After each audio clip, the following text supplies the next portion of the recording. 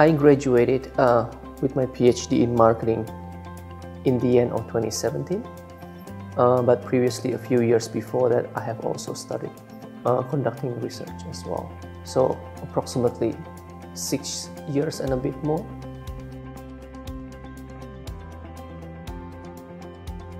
Yeah, so my research expertise in the context of marketing, but specifically consumer behavior. So I study how emotions and feelings can influence consumer judgment and decisions across different domains, including pro-social behavior, sustainable behavior, and also advertising context. Most of my research in the beginning, during my PhD for my thesis, it is about emotion. It's just the context of application is slightly different. So at the beginning, I studied emotion in the context of ethical judgment, and then also in the context of advertising.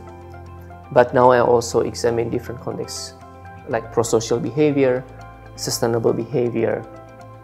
So the context mainly is still emotion. It's just the domain where I applied the research is broader now.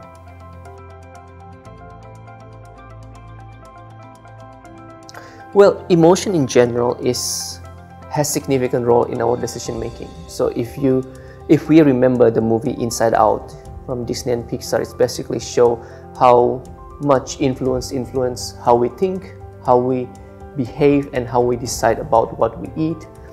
So I think emotion itself is very prevalent in our daily situations. Now the question is, can emotion make us or help us to do better decision or a good outcome decision or not? So that's what I want to study. That's why I also examine the context also, like pro-social behavior or sustainable behavior, because I want to actually see how emotion can be employed or can be used so that we can be a better person and behave in a better way for the society.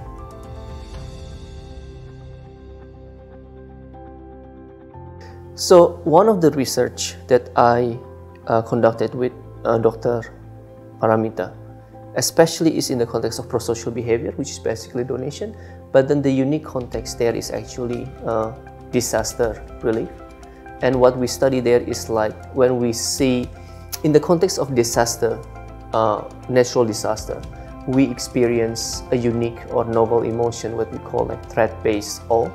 So we feel awe, we feel amazed about Mother Nature, but also we feel threatened, we feel afraid because of those natural disasters. So that creates a unique mixed emotions.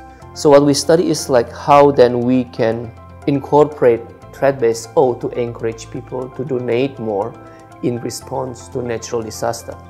So what we find is like on the one hand, when people experience threat-based awe, they want to donate. But at the same time, because they feel threatened, they don't feel that their donation can make a difference. So what we find is that if we combine threat-based awe with belief that we as humans are malleable and can change, people are more likely to donate because they believe that their donation, no matter how small, can actually make a difference for the victims of the natural disaster. So we have a series of study in that paper, and yes, we do have, I believe, at least one study in which we basically survey people in Indonesia post, I think that was post the natural disaster in the context of, I think, Sunda Strait tsunami. So we did that post tsunami to examine how it actually influenced people to donate to help the victims.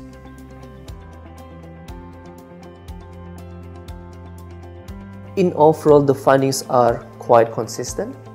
It's just, I think, well, the one in Indonesia, we try to bring in a real context, right? Because Indonesia, unfortunately, there was a natural disaster.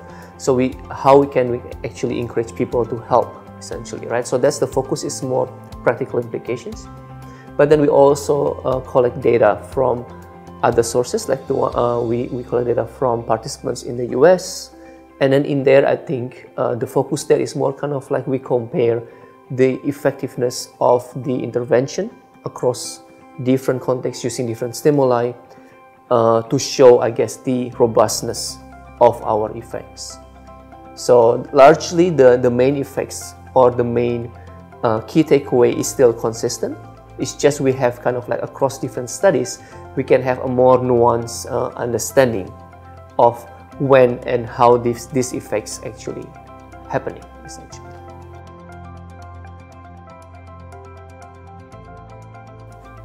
Well, most of my research actually is experiments, but then we use survey, because essentially survey is it's not cross-sectional, but the survey is basically we give them a questionnaire. But then we use experiments in which each participant randomly see different surveys, essentially. And then depending on the condition, they will either see experimental condition A or experimental condition B.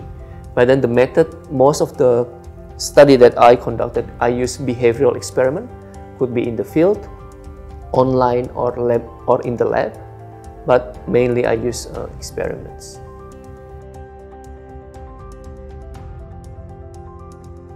Yeah, well, my research itself, because I think my main research is still in the context of emotion, right? But this project actually, like, I think this collaboration with Dr. Paramita really opened up, I think, for me personally, an interesting research avenue.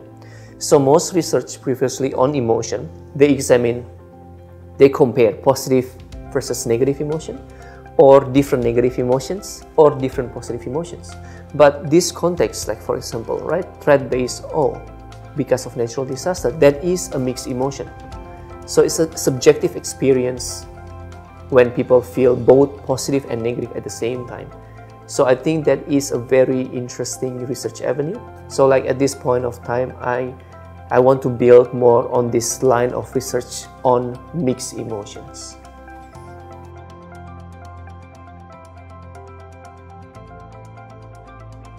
The first one is we need to focus on one specific thing. Like in my case, I think I'm fortunate to be able to focus on the context of emotion, and then I can apply to different things, right? So because if we focus on one specific things, we can be an expert, and by doing that, we can also leverage our expertise so that we can be more productive, because we can apply that expertise in different contexts. We can be more productive that way. So we need to have as much as possible a specific research team or research expertise.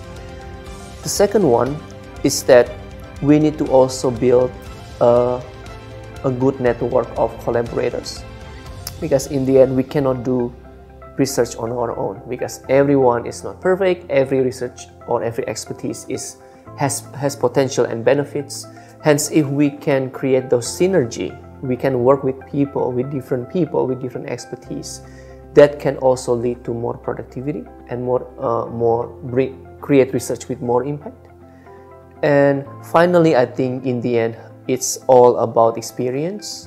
So research and publishing is challenging, it's difficult. Hence, the more we do it, we can learn more from our failure, from our rejections, so that from those experiences, obviously, we can be better. So yeah, those three things, like have a specific research context, build a good network of collaborators, and also try to have as many experiences as possible in journal submission.